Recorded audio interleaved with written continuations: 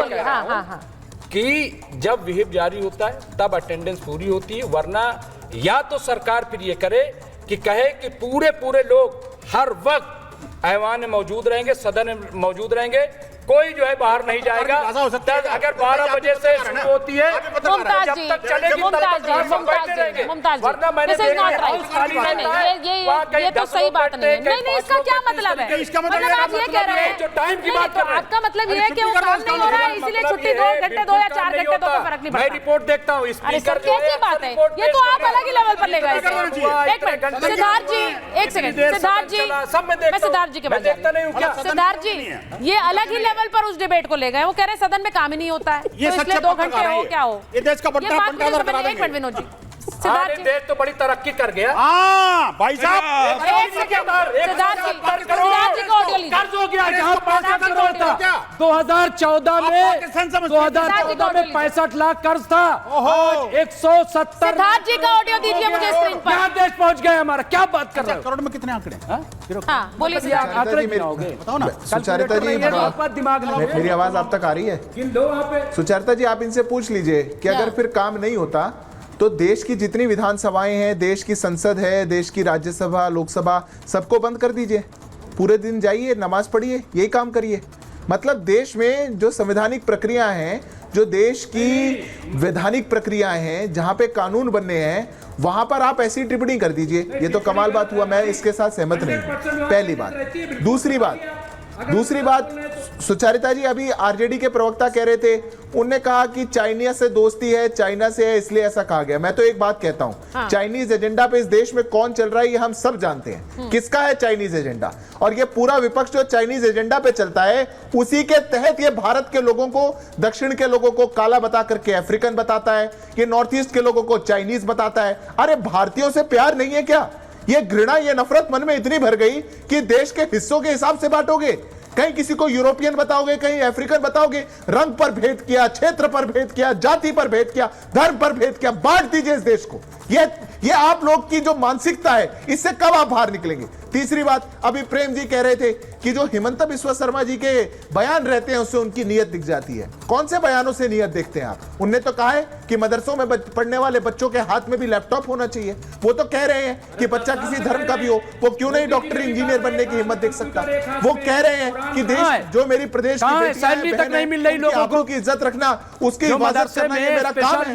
वो ये कहते हैं, पर आपको वो बात नहीं दिखेगी, क्योंकि प्रगति की बात आप लोग नहीं देख सकते। आप लोग देखेंगे मात्र बंटवारे की बात, आप लोग देखेंगे घृणा की बात, तैयार करना पड़ता है, की बात। और वो मैं मानता हूं सुचरिता जी, अब देश आगे बढ़ चुका है और इस बढ़ते हुए दौर में हम ऐसी रूढ़िवादी सोच, रूढ़िवादी फैसले और ये रूढ़िवादी पार्टियां, इनको पीछे छोड़ना चाहिए। इनकी तो मजबूरी है, ये तो वोट बटोरने के लिए कुछ भी कहेंगे, पर हम लोग ऐसे नहीं जा सकते। नहीं, एक मिनट, आप बोल रहे हैं क्या सुन ले? आप यहाँ खड़े होकर ये तक बोल रहे हैं कि सदन में काम नहीं होता है, वो भी सब सुन ही रहे हैं ना, वो ये सब सुन रहे हैं ना, तो उनकी भी बात आप सुनेंगे ना। आप ये कह रहे हैं कि सदन में काम नहीं होता है तो 2 घंटे क्या 4 घंटे रहती है, दे दीजिए। लोकसभा विधानसभा खाली रहती है। अच्छा, लोग जो है बाहर, इसका मतलब क्या है? इसका मतलब क्या है? करा दीजिए। मतलब क्या है? मैं कह रहा हूँ पाबंद करा दीजिए उनको। मतलब क्या है कि 4 घंटे ब्रेक दे दें, कि अगर 10 बजे से या 10 घंटे ब्रेक दे दें, वहाँ पे छुट्टियां ही कर दे होगी तो जब तक चलेगी तब तक सारे लोग बैठे रहेंगे। क्या मानसिकता है? समझ में नहीं आता। मानसिक लाइए, ऐसा कानून बनाइए। कहते हैं पत्रकार हैं, आपके ओपिनियन मुझे समझ में नहीं आता ये पत्रकार कहां से आ गए? ये पत्रकार है, पत्रकार है। में बड़ा बड़ा नुकसान हो गया, बड़ा घाटा लग गया, पूरा आसाम पीछे चला गया उसकी वजह से। एक सेकंड, असम पीछे चला गया है। अब ये नया, ये जो हमला वो कह रहे हैं कि तो पीछे चला गया। 1 घंटा पाकिस्तान आगे चला गया लेता था, आपका पाकिस्तान आगे चल रहा है। आसाम, आपका अफगानिस्तान, अच्छा, ओहो, very good, very good. Assam वो कह रहे हैं, नहीं, उन्होंने एक और सवाल पूछा है। उन्होंने कहा, एक मिनट मुमताज जी, उन्होंने कहा असम क्या पीछे चला गया? असम, वो कह रहे हैं कि अगर ये फैसला नहीं लेते तो क्या असम पीछे चला जाता? वो ये पूछा है। नहीं, मैं कहता हूँ आगे तो जा ही रहा है, उसको नहीं रोक सकता कोई। देखिए, जो बात उन्होंने कही है, मदरसों का जो आधुनिकीकरण है ना, ये कर रहे हैं, वो सामने दिख रहा है उसके। और दूसरे देखिए ये जो जिहादी फोर्सेस है ना, रोजगार वही कितना देखिए, दे रहे हैं? अरे सुन लो ना, रोजगार कितना दे रहे हैं? ये तो रोजगार कितना अरे दे वो रहे हैं? भाजपा प्रवक्ता आप बैठे जाके हैं। देखिए। अरे वो सारे काम सुनो, आप जाइए देखिए ना। आप तो पत्रकार है ना, आप समझो, आप जाइए कह रहे ना। हैं मैं नहीं, ये नहीं विनोद जी मेरे गेस्ट हैं। देखिए आप इस तरह की भाषा का इस्तेमाल नहीं कर सकते सर, मैं आपको फिर से बोलूंगी। पत्रकार होते कि मेरे से नहीं, तो आप मेरे सारे मेहमान हैं, किसी भी मेहमान पर ना मैं उन्हें आप पे टिप्पणी करने देती हूँ, आप भी टिप्पणी नहीं करेंगे, इस तरह से नहीं बोलेंगे। मैं कह रहा हूँ ये पत्रकार है ना जी, तो इनको पत्रकार को पता होना चाहिए ना कि आखिरकार सदन की मर्यादा क्या होती है, सदन कैसे चलता है, सदन के घंटे क्या होते हैं, सदन में आवर्स कितने होने चाहिए। मैं कहता हूँ अरे भाई अच्छा, मैं अब 2 घंटे सुनिए सदन के 2 घंटे खाने पर क्यों रहे हो, करवाइए ना सदन के 2 घंटे खाने पर क्यों रहे हो, और आखिरकार Starting with आचार्य क्या जी। मुसलमान सिर्फ और सिर्फ असम में है क्या, और कोई मुसलमान नहीं भत्ता है, दिया जाता है। मुझे बताइए दुनिया में बैठाइए, जो एक बार मेरी काम बात करेगा मैं यहाँ आचार्य जी के बंद साथ नहीं होगा, वो सुनिए, बैठे रहेंगे। मैं आचार्य मुमताज जी प्लीज ब्रेक लगाइए।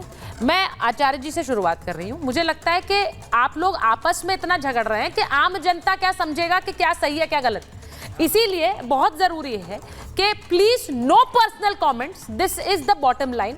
आप लोग एक दूसरे पर व्यक्तिगत इस तरह की जो शब्दों का इस्तेमाल करते हैं, भाषा बहुत खराब है। तो टू द पॉइंट, तो विनोद जी उसको उसके लिए आपको भी सुनना पड़ेगा। मैं आपकी रिक्वेस्ट है मेरी, हाँ, तो मैं इसीलिए बोल रही हूँ कि ये जो हम सीधा सवाल पूछ रहे हैं, ये सिर्फ असम की बात नहीं है। एक बड़ा सवाल उस पर यह है कि क्या ये यूसीसी की तरफ कदम है, क्या अगर जो हाँ सोच रहे हैं वो उसके लिए भी बताएं, जो ना सोच रहे हैं वो उसके लिए भी बताएं। आचार्य जी आपसे शुरुआत कर रही हूं, फिर प्रेम जी के पास। यूसीसी एक अलग कॉन्सेप्ट है, आना चाहिए देश के अंदर, लेकिन ये कॉन्सेप्ट वास्तविक तौर पे हम बात करें, सेकुलर देश है, हाँ। धर्मनिरपेक्ष, सीधा सीधा सेकुलर का हिंदी मतलब है धर्मनिरपेक्ष, पंथ निरपेक्ष, किसी भी कारण से किसी भी धर्म के साथ कोई नहीं होगा। तो ये कैसे प्रायोरिटी हो रही है कि इस्लाम के लिए नमाज पढ़ने के लिए इजाजत दे दी जाए, बाकी को नहीं। धर्मनिरपेक्ष का मतलब है कि धर्म की बात ही नहीं की जाएगी, धर्म एक अलग कॉन्सेप्ट है, स्टेट विल नॉट। बीच में नहीं, मैं एक-एक करके सबके पास और ये बात हमें समझना चाहिए, जब संविधान के अंदर सेकुलर वर्ड जोड़ दिया गया है तो ये बातें हटानी पड़ेंगी। ठीक है, प्रेम जी आपका ओपिनियन इस पर। देखिए यूसीसी लाए ना, हाँ। देश तैयार है इसके लिए, ठीक। लेकिन चूंकि हमारा विविधता वाला देश है, इसलिए बहुत सारी डिफिकल्टीज भी है। उसमें धर्म भी देखना पड़ता है, जाति भी देखनी पड़ती है, ट्राइब्स भी, नॉन ट्राइब्स भी, इसलिए एक चैलेंज रहा है।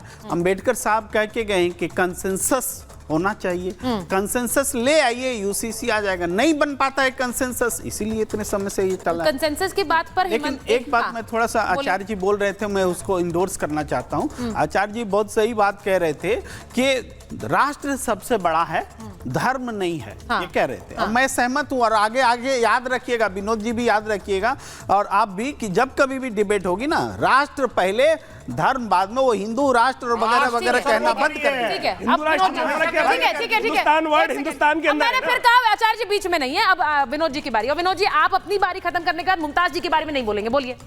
देखिए मैं कहता हूं कि अगर आप ये कहती है कि यूसीसी से कोई दिक्कत है, यूसीसी नहीं, अब तो माननीय प्रधानमंत्री ने हाल के लिए की प्राची से बोल दिया, क्या सेकुलर सिविल कोड, संविधान में एक सेकुलर शब्द घुसा दिया, हमें कोई फिर भी आपत्ति नहीं हुई। लेकिन अब सेकुलर शब्द है और प्रधानमंत्री सेकुलर सिविल कोड की बात करते हैं, तो मिर्ची क्यों लगती है भाई? एक बात। दूसरी बात, ये जो तीनों चारों काम है ना जी, या और भी जो बाकी सरकारें कर रही हैं, हर एक को किसी से कनेक्ट कहीं भी कर दो, लेकिन अगर सेकुलर सिविल कोड की बात आ रही है तो मुझे कोई बताए तो सही, आखिरकार उसके अंदर कमी क्या है?